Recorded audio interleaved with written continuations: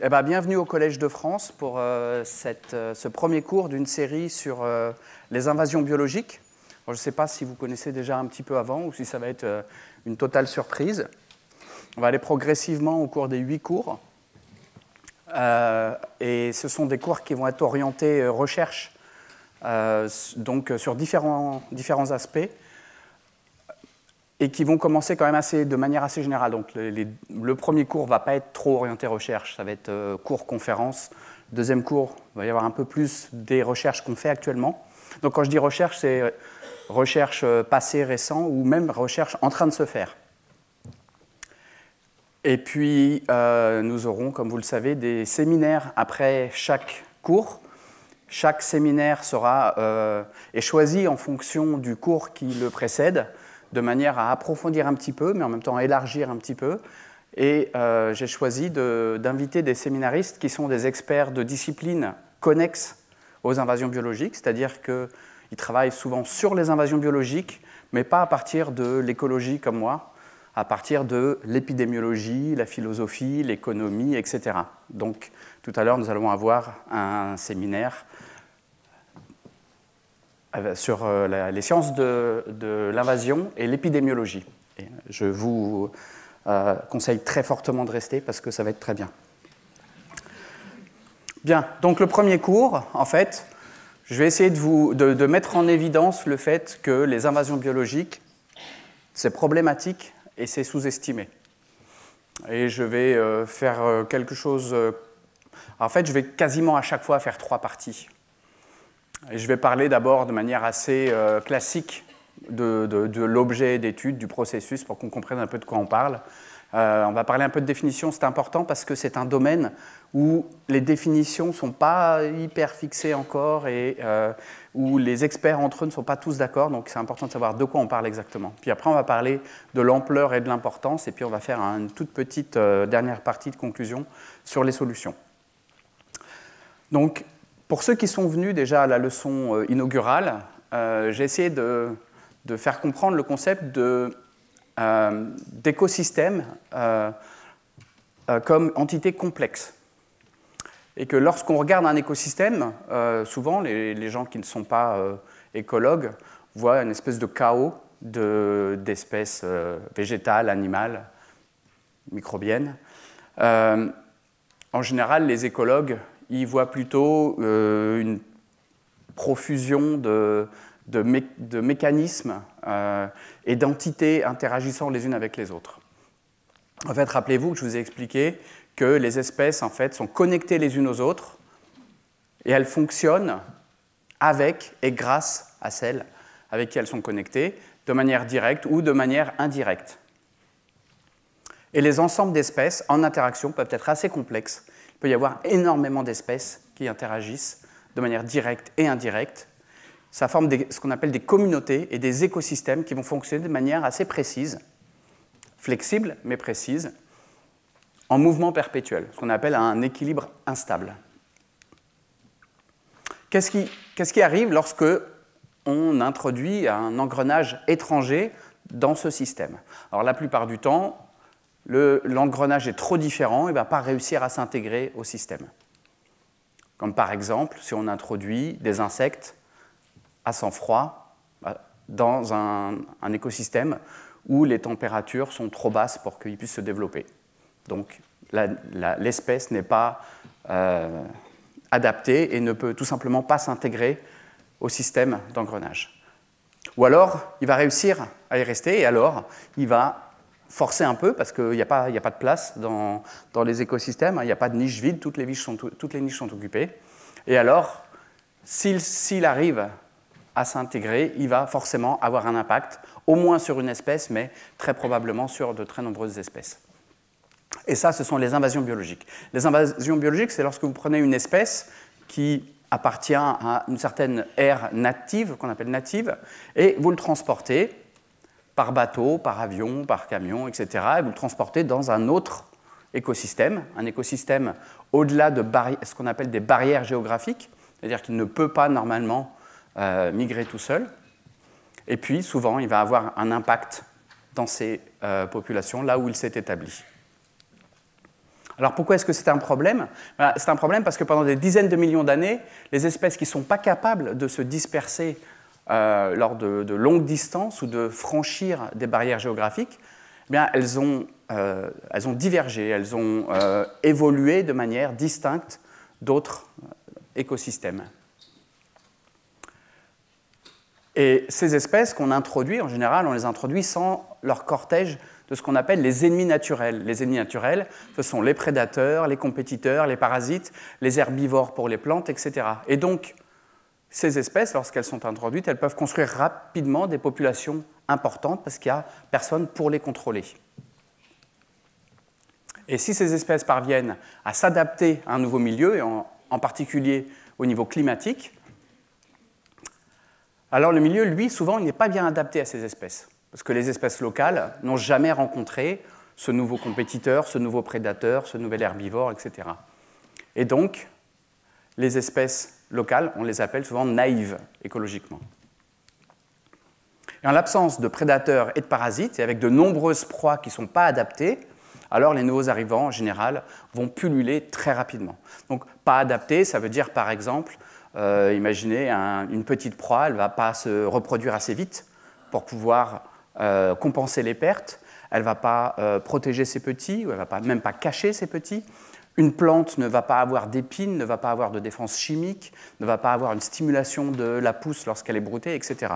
Donc c'est ça qu'on appelle la non-adaptation. Alors, je vais essayer de vous donner pas mal d'exemples pendant ce cours. On va commencer par la moule zébrée, parce que c'est une des espèces qui a vraiment fait prendre conscience du problème des invasions au niveau mondial.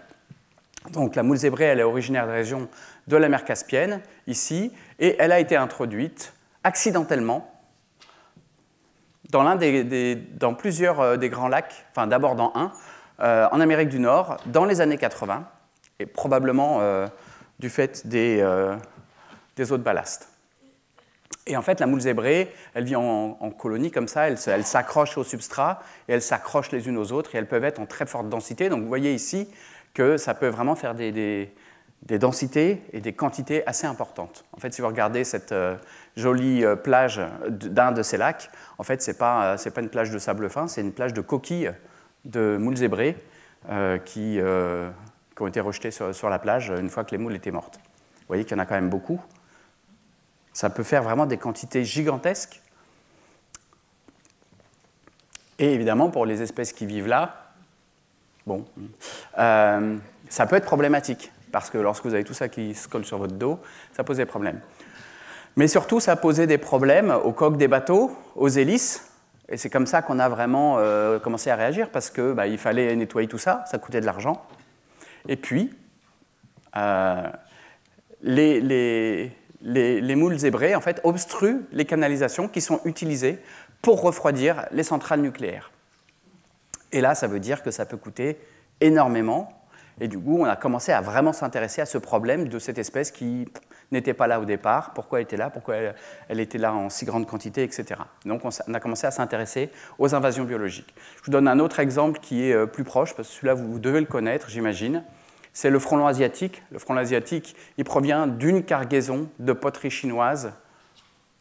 Et on sait maintenant que cette cargaison de poteries chinoises contenait une seule femelle fécondée. Donc on le sait grâce à des études génétiques rétrospectives de toute la population qui existe maintenant, car maintenant, en fait, c'est une espèce qui, en 20 ans seulement, a envahi toute la France, mais aussi les pays limitrophes, y compris la Grande-Bretagne. Et à l'époque, c'était l'invasion la plus rapide terrestre qu'on ait jamais rencontrée. Et évidemment, on sait que cette espèce a des impacts importants, c'est un prédateur, des impacts importants sur les pollinisateurs sauvages et également sur les colonies d'abeilles à miel. Troisième exemple, les tourneaux. Alors les tourneaux, il vient de chez nous, donc on le connaît, puis on connaît bien ces vols comme ça. En fait, il a été introduit aux États-Unis, il a été introduit à Central Park. 60 individus seulement ont été introduits par un fan de Shakespeare qui s'était dit « je vais introduire toutes les espèces d'oiseaux qui sont citées dans les pièces de Shakespeare aux États-Unis pour recréer un petit peu la faune dont on a l'habitude ». Aujourd'hui, on sait qu'il y a plus de 200 millions d'étourneaux aux États-Unis et qui font des dégâts notamment sur l'agriculture à hauteur de plus de 800 millions de dollars d'agriculture, à cause d'un gars qui a introduit 60 individus. Et donc, par l'activité de dispersion des humains, l'émigration et le commerce, l'accélération de ces apports d'espèces, vous voyez ici, pour l'Europe et pour la Nouvelle-Zélande, ça élimine cet isolement, les barrières géographiques n'existent plus. Et de ce fait, le nombre d'espèces qui ont colonisé de nouveaux habitats, il a augmenté de plusieurs ordres de grandeur ces derniers siècles, fois 10, fois 100, etc. Donc, on parle d'invasion biologique et on parle d'espèces exotiques envahissantes. Alors, qu'est-ce que c'est? Je vais vous donner quelques définitions. Une espèce exotique, c'est tout simplement une espèce qui n'a pas son aire native ici. Alors, en général, on dit espèce, mais en fait, c'est population. C'est une espèce ou une population qui vit hors de son aire de répartition normale, actuelle ou passée.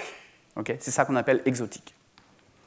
Après, une espèce exotique envahissante, c'est une espèce exotique dont l'introduction et la propagation constituent pour les écosystèmes, les habitats ou les espèces, une menace de dommages économiques et ou écologiques. Donc faites bien la distinction entre espèces exotiques et espèces exotiques envahissantes.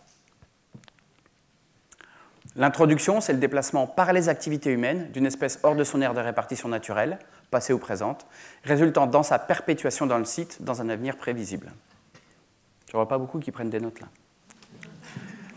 Une introduction, elle peut être intentionnelle ou concerner une espèce qui se sert des humains et de ses systèmes de distribution à leur insu, comme vecteur pour se disperser et s'implanter hors de son aire de répartition naturelle.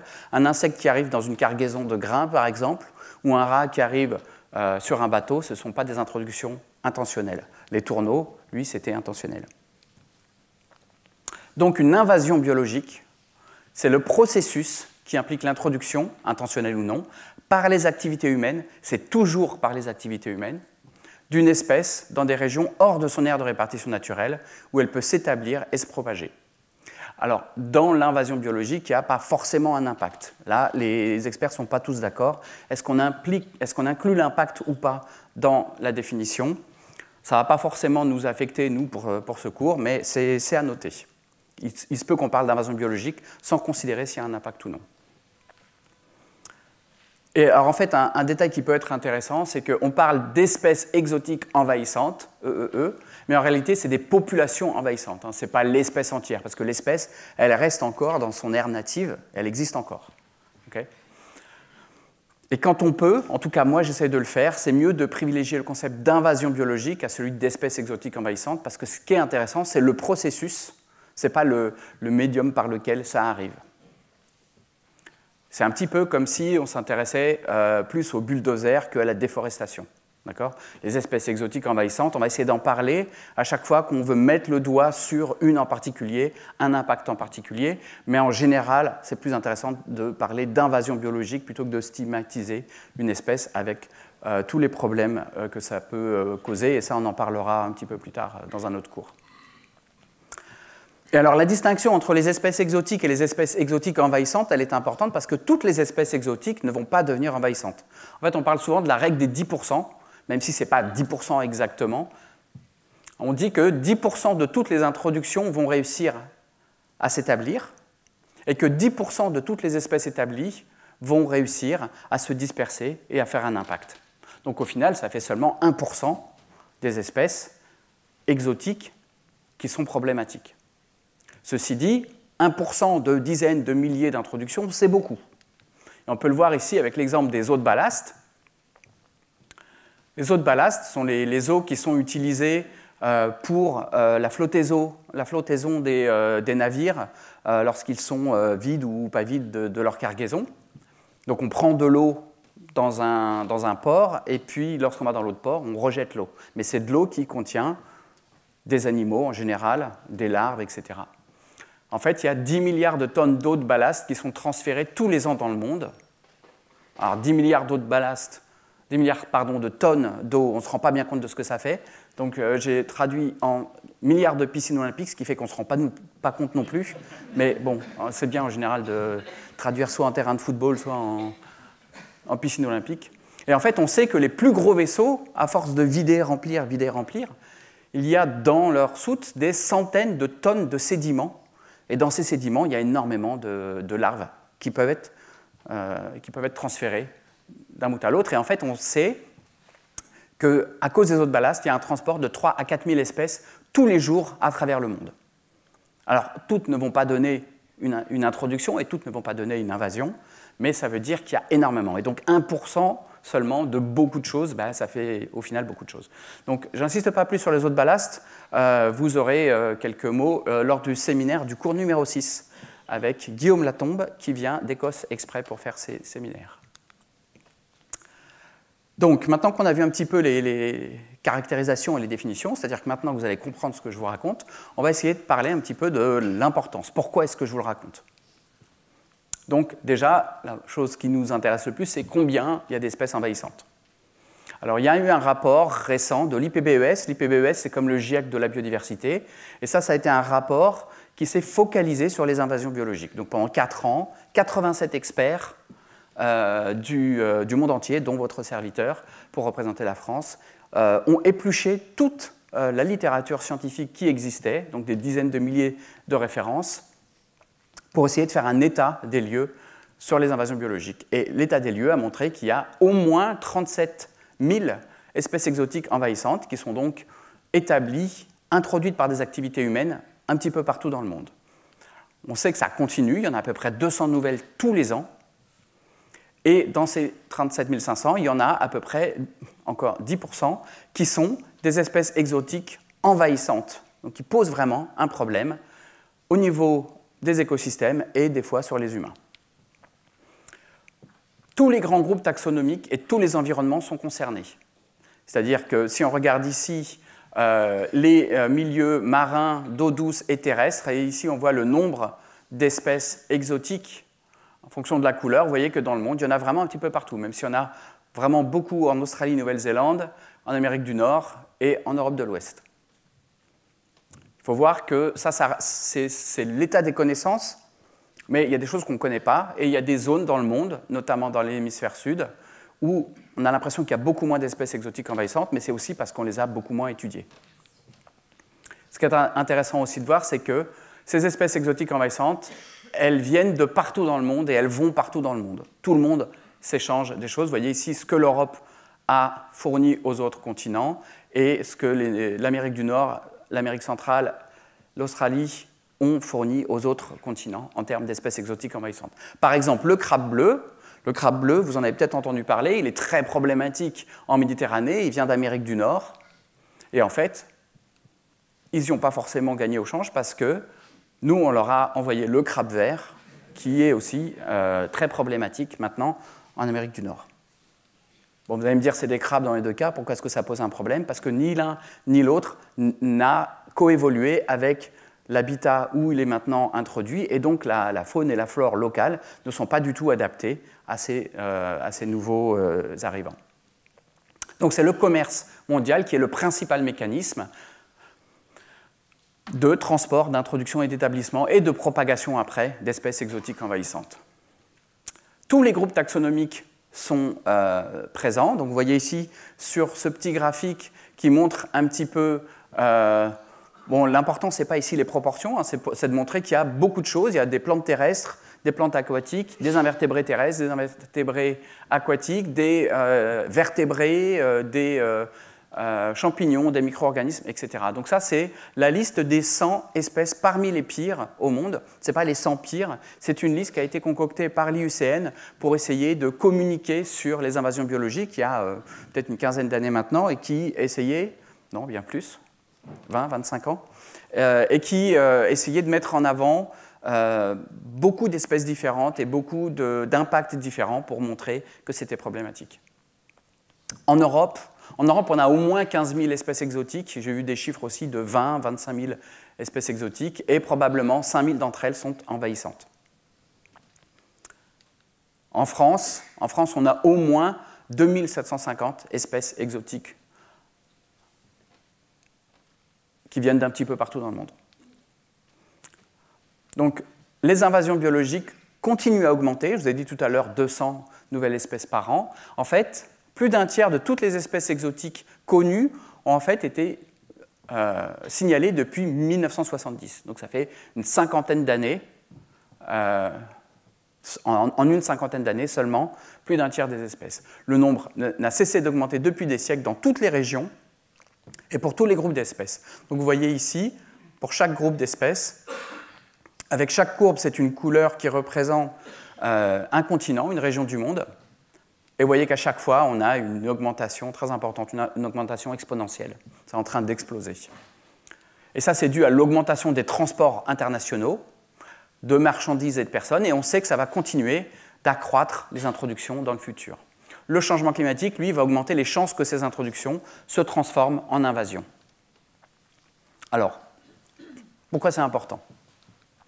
Je vais vous donner 4 exemples, ce sera plus simple pour vous expliquer en quoi c'est important. Un exemple de plante, un exemple d'herbivore, un exemple d'omnivore et un exemple de carnivore, histoire de voir un petit peu tous les niveaux trophiques et le type d'effet que ça peut avoir.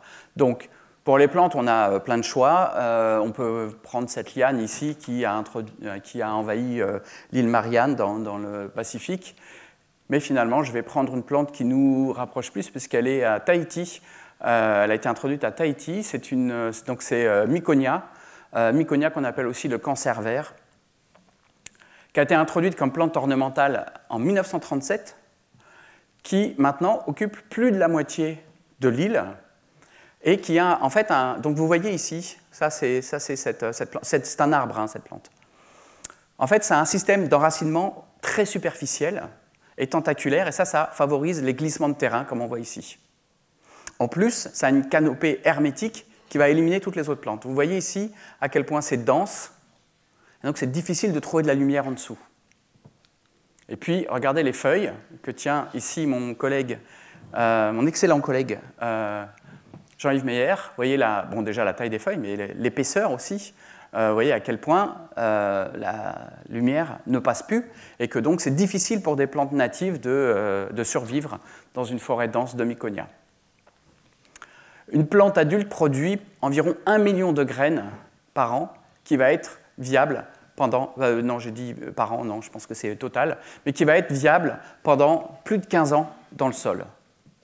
C'est-à-dire que si on élimine tous les adultes, on a après beaucoup de graines qui peuvent repousser. Les animaux vont manger les fruits et vont disperser les graines un petit peu plus loin. Il y a plusieurs douzaines d'espèces endémiques de Tahiti, de plantes qui sont menacées d'extinction à cause de Miconia. Elle a été introduite dans d'autres îles, comme Hawaï par exemple, et elle est actuellement toujours vendue comme plante ornementale, c'est-à-dire qu'on n'a toujours pas légiféré pour empêcher sa dispersion. Un autre exemple, donc c'est celui-ci d'herbivore, donc il mange les plantes, lui. Évidemment, là, c'est simple de prendre le lapin. Le lapin, c'est vraiment une très bonne illustration du potentiel néfaste des espèces exotiques envahissantes. Vous savez qu'il a été introduit en Australie par un fermier, que là-bas, maintenant, c'est vraiment un problème très, très important, qui s'adapte à des conditions très difficiles. Donc ça, c'est une vraie photo que j'ai recolorisée. Ça a été introduit sur plus de 800 îles dans le monde, des îles très froides, des îles très chaudes, des déserts dans les deux cas, et puis un petit peu tout au milieu. Et en fait, comme ils ont un régime alimentaire très flexible, et comme ils se reproduisent comme des lapins, eh bien, ça va faire un problème assez rapidement. Donc, un exemple, sur l'île de Laysan, qui est une des îles de l'archipel d'Hawaï, les lapins qui ont été introduits ont été responsables de l'élimination de 26 espèces de plantes en moins de 20 ans. C'est les responsables directs parce que, tout simplement, ils ont tout mangé. Et en fait, ils sont capables d'enlever des forêts entières parce qu'ils mangent les jeunes pousses, donc il n'y a plus de régénération. Et comme il y a souvent des cyclones dans le coin, dès que les adultes tombent, normalement, les jeunes pousses prennent le relais, mais là, il n'y a plus de jeunes pousses. Et donc, il y a des îles comme Round Island qui se sont retrouvées assez rapidement sans plus aucune plante, alors qu'elles étaient des forêts avant. Et puis, comme il n'y a plus de plantes, il n'y a plus rien pour retenir la terre, et donc la moindre pluie, en fait, tout est lessivé, et on se retrouve avec un rocher, sans plus rien, ni lapin, évidemment, parce qu'ils n'ont plus rien à manger. Et puis, dans cette île, Laysan, par la destruction de l'habitat et des ressources, ils sont aussi responsables de la disparition de 3 espèces d'oiseaux, avec une 4e, le canard de Laysan, donc un canard qui ne vivait que dans cette île. Il n'y avait plus que 7 individus lorsque les lapins ont été éliminés de l'île. Bon, bonne nouvelle, maintenant, les canards de Lézan se portent très bien, ils ont reconstitué une population importante. Un exemple d'omnivore introduit. Donc les omnivores, ils posent un petit peu des problèmes parce qu'ils reposent sur deux sources de nourriture. Et donc ils peuvent alterner et subsister en l'absence de l'une d'elles. Par exemple, en hiver, s'il n'y a plus de végétation, souvent il y a encore des animaux sur place, ou lorsque ce n'est pas la saison de reproduction des oiseaux marins, eh bien, ils peuvent se rabattre sur des plantes. Donc l'exemple ici, tout indiqué, c'est les rats. Donc il y a 3 espèces de rats qui sont problématiques. On pourrait dire les rongeurs, parce qu'il y a les souris aussi qui posent des problèmes. Donc les rats, ils ont été introduits dans plus de 80% des groupes insulaires majeurs. Ils ont suivi les humains sur leurs bateaux. Et les 3 espèces les plus courantes tuent des dizaines d'espèces d'oiseaux et d'autres choses. Donc ils s'attaquent pas seulement aux œufs, mais aussi des fois aux adultes. En 1964, les rats ont atteint Big South Cape en Nouvelle-Zélande suite à un naufrage d'un navire. Ils ont réussi à nager jusqu'à l'île. Et en moins de 2 ans, ils ont éliminé de nombreuses populations, dont 5 espèces d'oiseaux et une espèce de chauve-souris qui ne vivaient que dans cette île et qui ont donc disparu de la surface de la Terre. Je vous mets une photo ici, qui est une photo du rat du Pacifique, le Kioré, à Laysan. Donc Laysan, je viens d'en parler, hein, à Hawaï. Le rat du Pacifique qui est là sur cet oiseau. Donc je vous ai parlé tout à l'heure de proies naïves qui ne sont pas du tout habituées à la prédation, qui ne savent pas quoi faire, qui ne savent pas réagir. Vous voyez qu'ici, la taille du bec est à peu près de la taille du rat, et pourtant, le rat va réussir à tuer l'oiseau. En fait, cette photo-là, qui a été parue dans un journal, où le chercheur qui travaillait depuis des décennies sur ces populations d'oiseaux, et puis qui les a vus décliner comme ça, c'est une des premières alertes sur les invasions biologiques dans les îles, et c'est en fait un des premiers articles que j'ai lu sur le thème et qui m'a un peu bouleversé, et qui m'a fait m'intéresser aux invasions biologiques. Sur l'île de Gough, qui est la plus importante colonie d'oiseaux de mer au monde, il y a 22 espèces d'oiseaux nicheurs, et elle est classée au patrimoine mondial de l'humanité. Au siècle dernier, il y a un bateau de pêche qui transportait quelques souris domestiques qui sont arrivées, qui ont sauté sur la rive, et qui maintenant atteignent des densités de l'ordre de 2 millions d'individus. Alors cette île, elle est assez célèbre parce que les souris ont développé ce qu'on appelle du gigantisme insulaire, c'est-à-dire qu'en l'absence de prédateurs, de forces de sélection qu'on trouve sur les continents, elles se sont mises à se modifier, à évoluer, et en fait, elles sont au moins 2 fois plus grosses que les souris classiques. Et puis, elles sont aussi assez voraces, puisqu'elles sont face à des animaux qui n'ont jamais vu de prédateurs terrestres. Donc, je donne un exemple de ce qu'on peut voir sur ces îles. Donc, vous voyez ici un jeune albatros, et vous voyez une souris, ici. Il y en a d'autres, hein, et en fait, les souris sont tout autour, et l'albatros, il n'a pas idée de partir, il ne comprend pas trop ce qui se passe. En fait, les souris, elles vont couper les plumes, elles vont faire un trou, puis elles vont rentrer dedans, puis elles vont le manger de l'intérieur. Et l'oiseau n'a absolument pas le réflexe de partir, de se défendre, de donner un coup. Les adultes ne défendent pas leurs petits, etc. Et puis, le problème des petits mammifères comme ça, des rongeurs, c'est que lorsqu'ils ne sont pas tenus en échec par des prédateurs, ils peuvent devenir très nombreux, comme on le voit ici en Australie, où c'est devenu aussi envahissant. Et donc, vous imaginez bien qu'une proie naïve face à des marées comme ça de petits prédateurs, eh bien, ça devient un petit peu compliqué. Et en parlant de prédateurs, le dernier exemple, c'est celui des carnivores, ceux qui mangent uniquement les autres proies. Et là, j'ai pris l'exemple du serpent arboricole brun, qui a été introduit accidentellement à Guam par l'armée américaine pendant et après la Seconde Guerre mondiale, parce qu'il larguait du matériel militaire sur l'île, et dedans, il devait y avoir quelques serpents. Et maintenant, on a des densités qui sont supérieures à 31 000 serpents par kilomètre carré. Donc, si vous n'aimez pas les serpents, Guam, ce n'est pas forcément votre destination de vacances. Le problème, c'est que c'est un prédateur nocturne, qu'il n'y a pas de prédateur nocturne sur cette île, et que la faune n'est absolument pas adaptée à se réveiller, à être vigilant, à se réveiller, à s'enfuir la nuit, et donc le serpent a tranquillement éliminé de l'île 12 des 14 espèces d'oiseaux endémiques, c'est-à-dire qui ne vivaient que sur cette île, 2 des 3 espèces de chauves-souris et 9 des 12 espèces de lézards qu'on ne trouvait nulle part ailleurs et qui donc ont disparu de la surface de la Terre en quelques années. Et évidemment, on sait que son introduction dans d'autres îles du Pacifique serait catastrophique pour la faune endémique locale, et donc il y a des gens qui essaient de se battre pour que des lignes aériennes qui sont prévues ne se développent pas. Et aux dernières nouvelles, je crois qu'ils ont perdu. Donc, on le comprend, une menace majeure pour la biodiversité de manière globale. On sait que 60% des extinctions mondiales récentes sont dues aux invasions biologiques seules ou en conjonction avec d'autres facteurs de perte de biodiversité. Et on a documenté au moins 1200 extinctions locales d'espèces natives. Elles sont souvent considérées comme la deuxième menace actuelle pour la biodiversité, après la destruction de l'habitat et devant la pollution ou le changement climatique, et la première sur les îles où les espèces ne sont absolument pas adaptées à ce type d'espèces. Et puis, ça, c'est les conséquences directes que je vous ai données, mais il y a aussi des conséquences écologiques en chaîne. On a tout à l'heure vu le frelon asiatique et l'abeille ou d'autres pollinisateurs. Eh bien, évidemment, il y a des effets indirects qui vont se répercuter sur l'ensemble de l'écosystème. Lorsqu'on a un prédateur de pollinisateurs, ça va entraîner des effets sur les communautés de plantes qui ne sont plus pollinisées. Et là, je vais essayer de développer ça un petit peu plus avec l'exemple de la perche du Nil dans le lac de Victoria, dont vous avez peut-être entendu parler, parce qu'il y a eu un documentaire là-dessus, Le cauchemar de Darwin. Donc la perche du Nil a été introduite volontairement dans le lac de Victoria, parce que c'est une source de nourriture potentielle pour de nombreuses populations humaines. Donc le lac Victoria, c'est le deuxième plus grand lac au monde. C'est la principale source de protéines pour 3 pays, l'Ouganda, le Kenya et la Tanzanie. Et ce qui est intéressant, c'est que c'est un très jeune lac, 12 000 ans, c'est très jeune.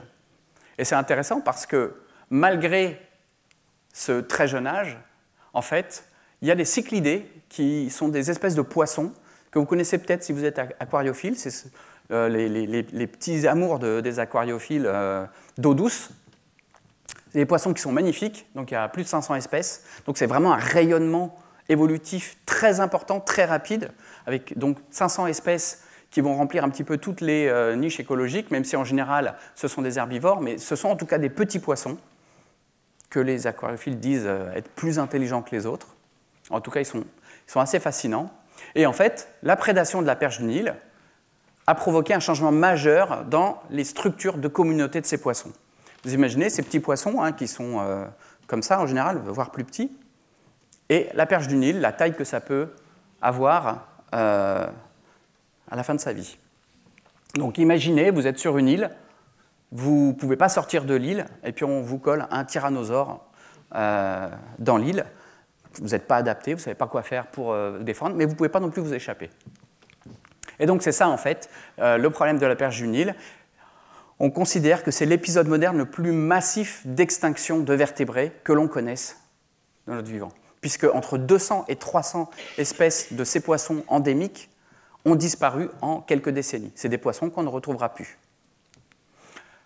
Mais là, je suis là pour vous parler de réactions en chaîne. Et en fait, le problème, c'est que si on n'a plus d'herbivores, alors on peut avoir une explosion de certaines plantes, dont des plantes envahissantes qui sont plus compétitrices que d'autres. Et ici, vous voyez qu'on a cette jacinthe d'eau qui va complètement recouvrir certaines zones du lac et qui va empêcher la lumière de passer au travers, qui va récupérer tous les nutriments, etc. Et puis, il y a aussi des poissons qui étaient détritivores, et en l'absence de ces détritivores, on n'a plus de décomposition de matière organique au fond de l'eau, et donc on va avoir une très grande explosion de bactéries qui vont bouffer tout l'oxygène, et on va avoir des très grandes zones qu'on appelle mortes au fond du lac. Il y a aussi un rôle de proie. Tous ces petits poissons sont des proies, et c'est notamment des proies pour les oiseaux et les mammifères piscivores qui sont tout autour, qui vont donc disparaître puisqu'ils n'ont plus de proie. Et enfin, plus d'insectivores, ce sont des insectivores qui mangeaient notamment des larves, et notamment des larves de moustiques. Et donc on a maintenant d'incroyables nuées d'insectes, et notamment des moustiques et d'autres vecteurs de parasites au-dessus du lac. Donc vous voyez pas mal de réactions en chaîne, parce qu'en fait, il y a beaucoup d'impacts écologiques différents et que toutes les espèces sont liées. En fait, il y a 19 types d'impacts très très différents au niveau écologique. Je ne vais pas insister là-dessus, on y reviendra dans le cours suivant. Mais ce qui est intéressant, c'est qu'il y a aussi des impacts sur les humains. Et vous voyez que certaines espèces ont des impacts que sur quelque chose, que sur la nature par exemple, ou sur la nature et ce qu'on appelle les contributions à la population. On appelle ça aussi les services des écosystèmes, et sur la qualité de vie. Et donc, je ne vais pas insister là-dessus, je vais juste en parler très très rapidement. Impact sur la santé humaine. Donc, il y a par exemple des espèces qui vont provoquer des réactions allergiques, des plantes comme l'ambroisie à feuilles d'armoise, la petite fourmi de feu, des espèces qui provoquent des réactions toxiques comme la berce du Caucase, des espèces qui sont des vecteurs de maladies infectieuses, comme le moustique tigre par exemple, ou des réservoirs de pathogènes. Donc je ne vais pas insister là-dessus parce que vous allez avoir un séminaire juste après ce cours qui va justement détailler certains de ces exemples. Et puis il y a des impacts sur les économies parce qu'il y a des pertes agricoles, alors agricoles au sens large, apiculture, pêcherie, aquaculture, viticulture, etc. Des pertes en foresterie, des pertes d'infrastructures, de tourisme, des pertes immobilières, et puis des coûts de gestion. Et en fait, on considère que le coût annuel des invasions biologiques au niveau mondial, c'est très élevé, ça touche de très nombreux secteurs. Et là non plus, je ne vais pas vous en parler, je vais vous faire attendre une semaine, et je vous en parlerai dans une semaine parce que ça vaut le coup d'être développé un petit peu. Bien. Alors, maintenant que je vous ai parlé du fait qu'il y a plein d'espèces et qu'ils ont plein d'impacts différents, on va très rapidement aller sur une nouvelle notion qui est l'étendue de ces invasions. Mais pas seulement l'étendue spatiale, mais en fait la magnitude de ces invasions. Est-ce que c'est une grosse invasion ou une petite invasion? C'est un petit peu problématique de savoir comment exactement on va mesurer la magnitude. Comment on va mesurer si une invasion est importante ou pas, sans considérer l'impact, qui est une dimension supplémentaire. Donc on pourrait utiliser l'impact, mais en fait c'est difficile à quantifier. Il y a trop de types différents, je vous l'ai dit tout à l'heure, et on a besoin d'une mesure d'étendue qui soit indépendante de cet impact, qu'on pourra rajouter éventuellement après. Donc on pourrait prendre l'étendue spatiale, mais ça dépend aussi de la densité des individus. Est-ce qu'il y en a beaucoup par kilomètre carré ou peu? Et puis c'est difficile de comparer différents groupes taxonomiques, la densité de fourmis et la densité de plantes et la densité d'éléphants, c'est pas envahissant, mais de certains cerfs ou de sangliers, c'est difficilement comparable. Et donc une possibilité, ce serait d'utiliser la biomasse. Alors la biomasse, ne pas confondre avec ce qu'on utilise souvent comme terme pour considérer les biofuels. Là, la biomasse, en fait, c'est la masse combinée de toute une population. Donc vous cumulez les masses individuelles de tous les individus d'une population et vous avez la biomasse de cette population. Et en fait, la biomasse, c'est vraiment une unité qui est très utile parce que ça va nous permettre de comparer entre les espèces, entre les régions, entre les niveaux trophiques, dans le temps. Parce que 1 kilo de lapin, c'est 1 kilo, comme 1 kilo de fourmi. Quand vous étiez petit, on vous disait, c'est quoi le plus lourd, 1 kilo de plume ou 1 kilo de plomb? C'est 1 kilo dans les deux cas. Okay, et en fait, pour vous montrer un petit peu, pour vous illustrer un petit peu ce concept, j'ai repris les espèces dont on a parlé tout à l'heure. Et puis, j'aimerais bien que vous essayiez d'imaginer quelle est la biomasse des populations envahissantes. De la souris sur l'île de Graff, de l'écureuil gris, alors je vous en ai pas parlé encore, je vais vous en parler juste après, du frelon asiatique en France, du serpent arboricole brun, celui qui mange tout sur Guam, de l'escargot géo-africain, dont je ne vous ai pas parlé non plus parce que je vous en parlais juste après, de la perche du Nil, de la jacinthe d'eau, ou de la noix de mer, dont je ne vous ai pas parlé encore et dont je ne vous parlerai pas après. Vous avez une idée un peu, laquelle est plus importante, laquelle est moins importante, lesquelles sont équivalentes? Ok. La souris domestique, c'est 80 tonnes. 80 tonnes sur une petite île. 80 tonnes de prédateurs que rien n'arrête, en fait. Je ne sais pas si vous imaginez, c'est beaucoup. Mais en fait, l'écureuil gris, le frelon asiatique, le serpent à brucole, même si ce sont des espèces qui ont différentes tailles et qui sont sur différentes surfaces, c'est à peu près la même chose, même ordre de grandeur. C'est 2 ordres de grandeur de plus que les 80 tonnes. Hein. Donc on a fait multiplier par 10 par 10, 2 ordres de grandeur. Et puis si on va sur l'escargot africain en Nouvelle-Calédonie, on a encore un ordre de grandeur supplémentaire. Là, on est de l'ordre de la dizaine de milliers de tonnes d'escargots. La perche du Nil, encore un ordre de grandeur supplémentaire. 200 000 tonnes de prédateurs voraces dans un lac. La jacinthe d'eau, on passe encore à un ordre de grandeur supplémentaire. 1 700 000 tonnes. Vous imaginez, c'est compliqué après à gérer ce genre de choses.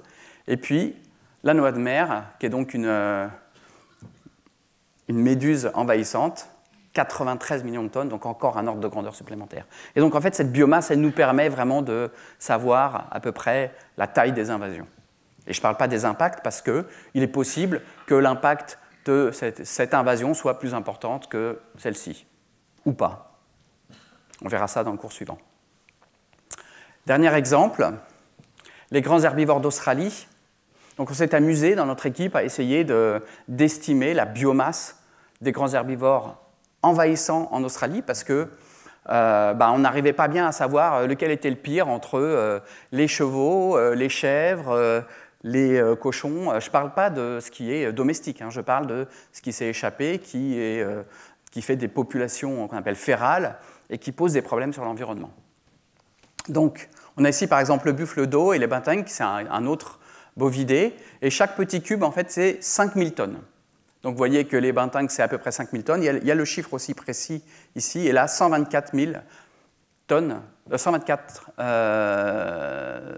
000 tonnes ouais, de buffle d'eau. Si on prend les dromadaires, les cerfs, les chèvres et les chevaux, vous voyez que là, on en est à beaucoup plus, 400, 200 à peu près, 200 les chèvres et les chevaux. Donc une chèvre, c'est beaucoup moins lourd qu'un cheval, mais il y en a beaucoup plus, donc c'est à peu près équivalent au final. Et puis, ce à quoi on ne s'attendait pas, les ânes et les cochons sauvages, et là on est carrément à un ordre de grandeur supplémentaire. Donc ça, c'est les animaux qui sont introduits en Australie, les grands herbivores uniquement, et qui posent des problèmes, notamment parce qu'ils sont compétiteurs des grands herbivores natifs. Et si on regarde les grands herbivores natifs, en fait, on s'aperçoit que les grands herbivores envahissants, si on parle de biomasse, en fait, ils sont plus importants que maintenant. Ils ont supplanté la biomasse locale. Et en fait, à chaque fois qu'on a 1 tonne de dromadaire, par exemple, c'est 1 tonne qui ne va pas aller aux espèces natives, parce que ça va manger les herbes que les espèces natives auraient pu manger, etc. Donc c'est en fait 1 tonne qui est cooptée, qui est supprimée de l'écosystème par les espèces envahissantes et qui n'est plus à disposition de ces espèces, qui sont souvent des compétiteurs inférieurs et qui vont perdre la compétition. Donc vous voyez qu'avec la biomasse, on peut s'apercevoir que les espèces envahissantes peuvent vraiment prendre le pas sur les espèces locales. Et là, on parle à l'échelle quand même de l'Australie, donc quelque chose d'assez grand. Bien, solution très rapidement, parce que j'étais un peu long. Alors, en fait, je ne vais pas rentrer très loin dans les solutions parce que Guillaume Latombe, que j'ai mentionné tout à l'heure, vous fera un séminaire sur la biologie de la conservation dans le cadre des invasions. Mais je vais quand même vous dire très rapidement ce qu'il ne faut pas faire. Ce qu'il ne faut pas faire, c'est l'exemple de l'introduction de l'acatine, qui est l'escargot géant africain que j'ai mentionné tout à l'heure, qui a été introduit dans les territoires d'outre-mer par les colons européens, à des fins alimentaires principalement, commercialement, et puis après ça a été un peu dispersé par le commerce horticole un peu partout. Et alors, l'acatine, le problème, c'est qu'elle fait environ 200 œufs à chaque ponte, et elle fait 6 à 7 pontes par an. Et jusqu'à 90% des œufs vont atteindre la maturité. Donc ça va faire des explosions de population très très rapidement, s'il n'y a pas des prédateurs pour manger tout ça. Et ça a des impacts écologiques importants, puisque c'est des compétiteurs des espèces endémiques pour la nourriture et l'habitat. Ça dégrade les écosystèmes, parce que ça détruit la végétation locale, et du coup, ça va perturber les chaînes trophiques. Et puis, ça a aussi des risques sanitaires, c'est vecteur de parasites. Donc, qu'est-ce qu'on a fait ? Eh bien, on a introduit une espèce de prédateur puisqu'on disait que justement le problème c'est qu'il n'a pas de prédateur et donc il est plus contrôlé. Donc on a introduit un prédateur avec le glandine qui est, on appelle aussi l'escargot rose, qui a été introduit donc, par le ministère de l'Agriculture dans les années 70 en Polynésie française pour contrôler la catine. Vous voyez que c'est un prédateur qui est vraiment très, enfin non vous ne voyez pas, mais je vous le dis, c'est un prédateur très efficace.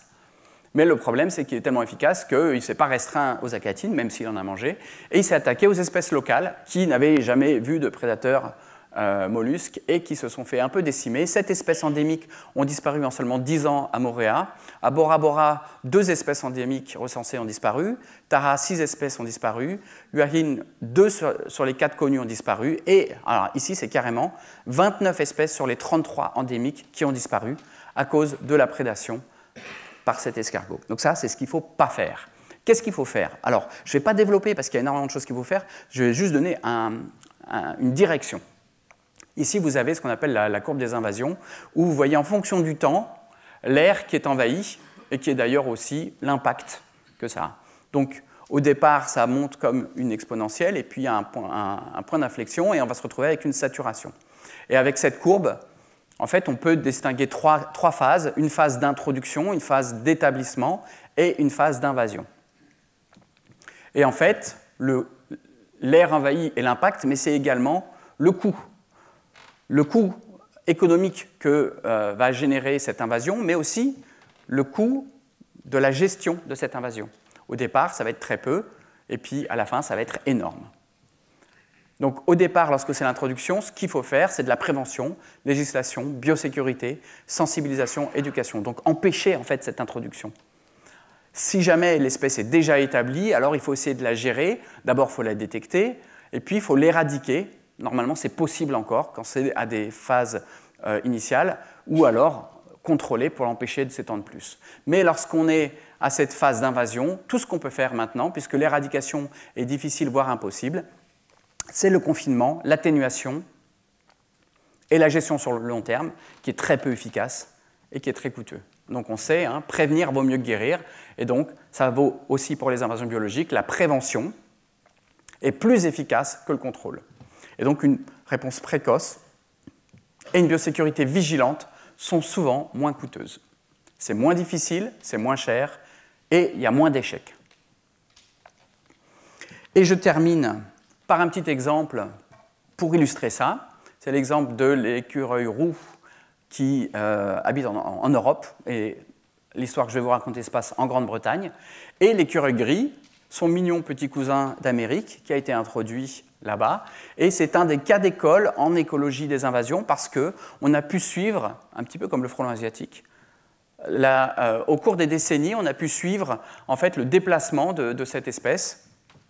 Donc vous voyez ici, sur l'île où il y a l'écureuil gris, ici, roux, ici en rouge, et puis l'écureuil gris, on va dire en gris, et en orange, c'est là où il y a les deux.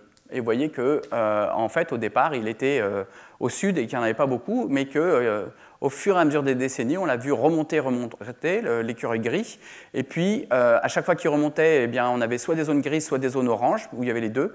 Et puis, on avait de moins en moins de zones rouges. Et puis, en fait, il n'y avait plus de zones rouges parce que l'écureuil gris est un compétiteur supérieur. Il arrive à retrouver les réserves de l'hiver plus facilement que l'écureuil roux, qui n'a pas développé spécialement des facultés extraordinaires puisqu'il n'avait pas de compétiteur pour ça. Et puis il est aussi assez agressif vis-à-vis de l'écureuil roux. Et on pensait que c'était ça en fait la cause, mais en fait on s'est aperçu plus récemment qu'il est aussi porteur d'un virus. Il est porteur sain et donc il affecte les écureuils roux par cette maladie qui ne l'affecte pas. Et donc en fait l'écureuil roux est en train de disparaître de Grande-Bretagne.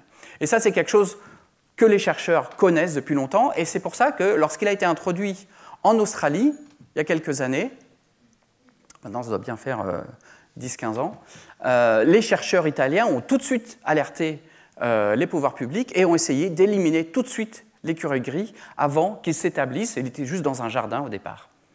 Et donc c'est l'université de Pise qui a mené ces opérations de capture et d'élimination de l'écureuil gris, où il y avait quelques dizaines d'individus à tout casser au départ. Mais les associations de protection des animaux ont fait un procès à l'université de Pise pour pas que ces petits animaux qui sont mignons, c'est vrai, soient éliminés. Et ce procès a duré 5 ans. L'université de Pise a gagné le procès, puisqu'on a pu démontrer que c'était problématique de laisser quelques individus être la cause probable de l'extinction de tous les l'écureuil roux, parce que s'il arrive après, il n'y a rien qui va l'empêcher d'arriver en Suisse, puis en France, etc. Et donc ils ont gagné le procès, mais c'était trop tard. En 5 ans, la population d'écureuils gris avait tellement explosé et s'était tellement étendue qu'on ne pouvait plus l'éliminer. Et puis, je vous ai donné tout à l'heure l'exemple du frelon asiatique. En fait, il y a un autre frelon qui s'appelle le frelon oriental, qui vient d'ici. Donc, il ne vient pas de Chine, celui-là, il vient d'ici. Et ce frelon vient d'être introduit vers Marseille. Il a été introduit il y a 1 an, je pense, quelque chose comme ça.